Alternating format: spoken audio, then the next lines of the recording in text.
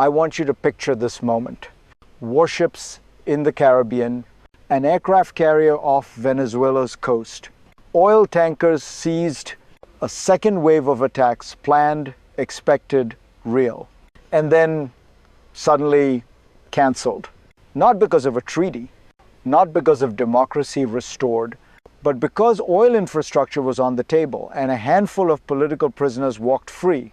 I'm Fareed Zakaria, and what you are witnessing here is not a peace deal, it is something far more revealing. This is power exercised in its most modern form. Not conquest, but control. Not ideology, but transaction. Missiles paused. Markets opened. Diplomats return slowly, cautiously, while warships stay exactly where they are. If you're trying to understand how global order works in 2025, don't look at speeches. Look at this moment. And if this analysis helps you see the world more clearly, stay with me. Because to understand what just happened, we need to step back and ask what problem this move was really designed to solve. What exactly is the problem Washington believes it is managing? On the surface, the answer seems simple. Venezuela is unstable, its leadership is contested, its elections are disputed, its prisons hold hundreds of political detainees, its oil infrastructure, once among the most important in the world, has decayed, even as global energy markets remain tight. But beneath that surface lies a more uncomfortable truth. The United States is not primarily trying to fix Venezuela. It is trying to control uncertainty. Uncertainty over energy supply, uncertainty over regional security, uncertainty over who truly governs Caracas and who might replace them. So the issue is framed narrowly. Release some prisoners, cooperate on oil, allow diplomatic access. In return, military pressure is eased but never removed. This is not reconciliation, it is risk management. And it reveals a broader logic. Legitimacy matters less than leverage, democracy less than predictability. That logic didn't appear overnight. It was built over years of failed sanctions, frozen diplomacy, and escalating pressure. To understand why this moment looks the way it does, we need to go back into the history and mechanics that made Venezuela the perfect stage for this kind of power play. To understand how Venezuela arrived at this point, you have to see it as a story of erosion, not collapse.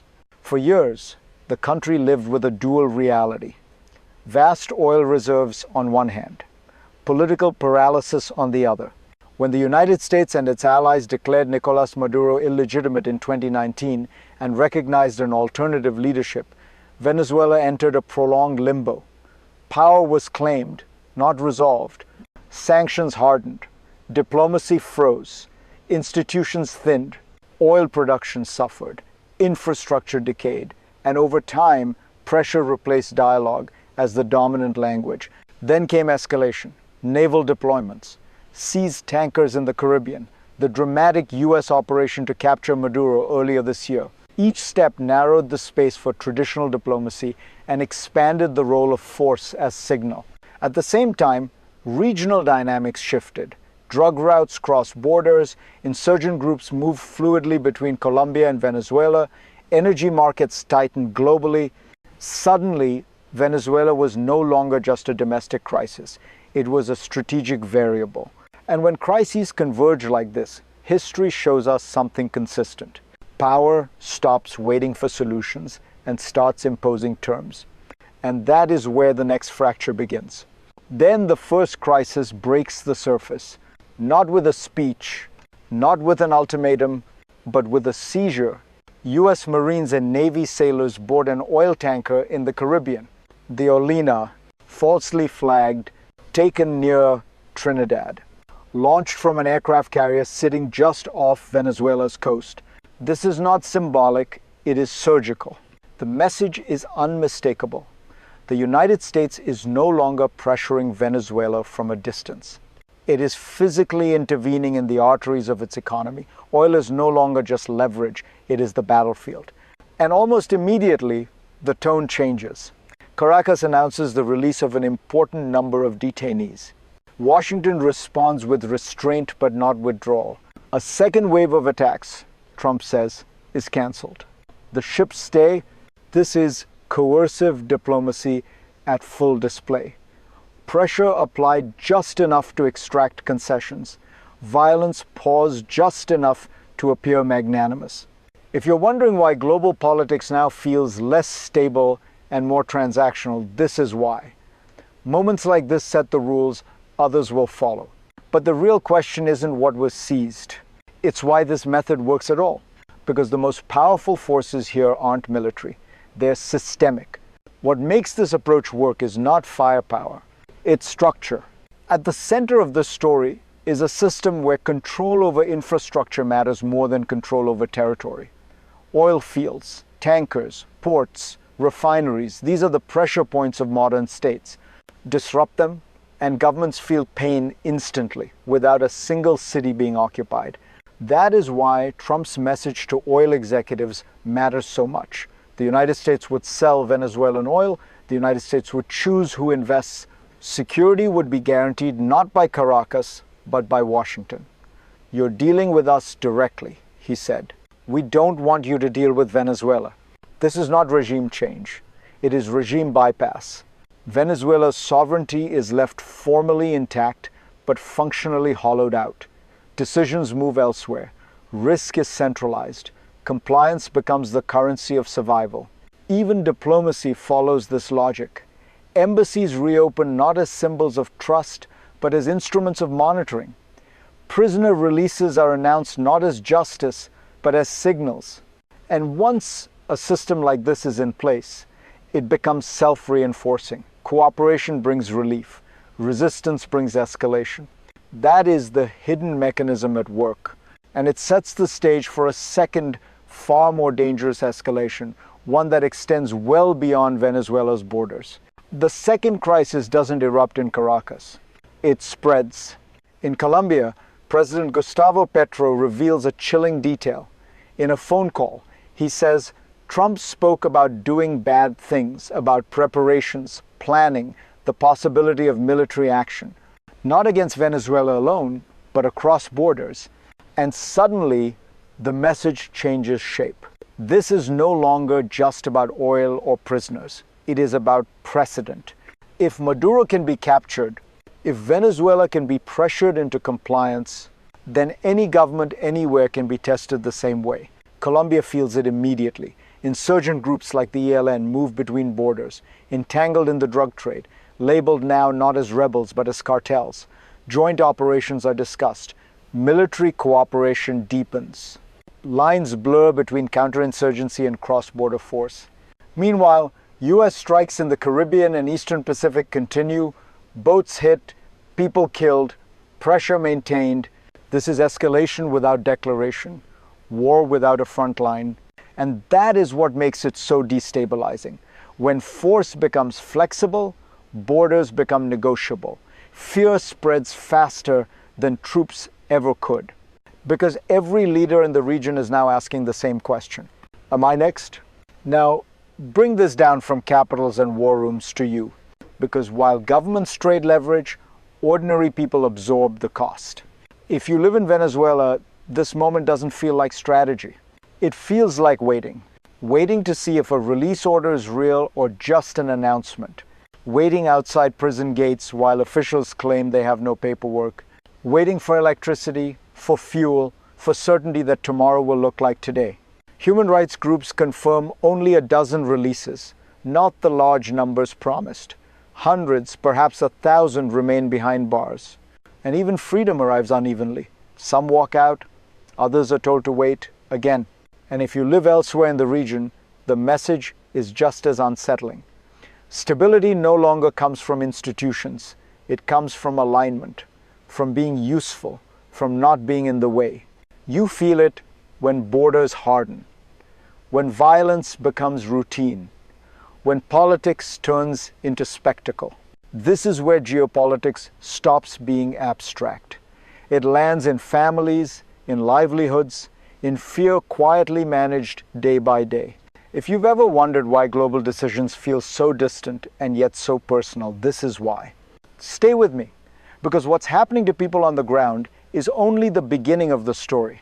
As the immediate impacts sink in, the next layer of consequences unfurls global. What happens in Venezuela doesn't stay in Venezuela. Not anymore. Take a step back, look at the broader map. In Europe, Latin America, the Middle East countries are watching the US's Venezuela model unfold with a mix of awe and anxiety.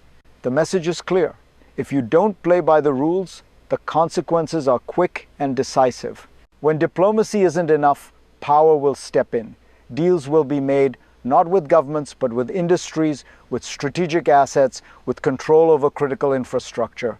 And in the Caribbean, ships stay anchored for reasons far deeper than oil. The military presence in these waters is part of a larger game. It says, don't even think about challenging this order. But the question for global actors isn't just about responding to this new pattern of control, it's about living with it. When major players start to choose who they partner with based on their ability to protect assets, secure resources, and project force, the entire global system shifts. Alliances are no longer about shared values, they're about shared leverage. For smaller countries, the risk is real. You aren't just a pawn, you're an opportunity to be negotiated over. In the end, Venezuela becomes a warning, not just for the region, but for the entire world. The question now isn't just how the US and Venezuela will interact in the future. It's how the world will redefine its understanding of power. Now we turn to the future. What does this moment mean for tomorrow? The story doesn't end with this transactional peace or this uneasy calm. It only opens new possibilities, 3 potential futures, each shaped by choices we haven't made yet. First, the best case scenario, the one Washington may secretly hope for. Cooperation deepens. Venezuela stabilizes, politically and economically. Elections, free from foreign manipulation, bring in new leadership. Maduro steps aside or is forced out, and a more functional government emerges. The country's oil is once again integrated into global markets. Sanctions are lifted. Diplomacy takes root. But for that to happen, the US has to pull back. Real diplomacy needs to step in. And if the recent past is any guide, that's a big if. Second, the middle path, Venezuela limps forward, managing just enough peace to avoid a complete collapse. The country is open to investments, yes, but only because its economic base is under foreign oversight. Power remains fractured. Maduro may remain in place, while the US, along with a coalition of international players, keeps the system intact, working through proxies and entrenched interests. It's a patchwork, but functional. The status quo endures. Third, the worst-case scenario, the one that seems to linger just below the surface. Instability worsens. Repression intensifies. Venezuela turns into a battleground for influence, with the US and China both vying for control over its oil and resources. The country devolves into a permanent state of turmoil, unable to hold free elections, its people trapped between 2 competing powers with no end in sight. Each scenario hinges on choices that are yet to be made. And while none of them promise easy outcomes, all of them will shape the future of global diplomacy. So, where does Venezuela go from here? It's a question the world will be grappling with for years to come. But whatever happens, one thing is clear. The rules have changed, and the way we think about power, sovereignty, and global order will never be the same. Here we are, at the end of this analysis, and what do we learn? In the world we live in, power is no longer just about who controls land or who sits at the head of the table. It's about who controls the resources, who controls access, and who can mobilize leverage without ever firing a shot. Venezuela's struggle isn't just a regional issue. It's a lesson in how modern geopolitics works. Oil is no longer just a commodity, it's a weapon. Diplomatic missions aren't about ideals, they're about leverage. Political prisoners are pawns in a much bigger game. And military threats aren't always about conflict, they're about control. This is not the world many of us imagined. But this is the world we're living in. And here's the ultimate truth. We cannot wait for perfect answers. We can only make choices. because each choice made in the name of peace or stability or security, these will carve out the future we inherit. So as we reflect on what's unfolding in Venezuela, ask yourself, what does this say about where we're headed? What does this moment reveal about the systems we've built and the systems we might need to rethink? I'm Fareed Zakaria. Stay with me because this conversation isn't over yet. And if you want to understand how this all plays out, you'll need to keep watching.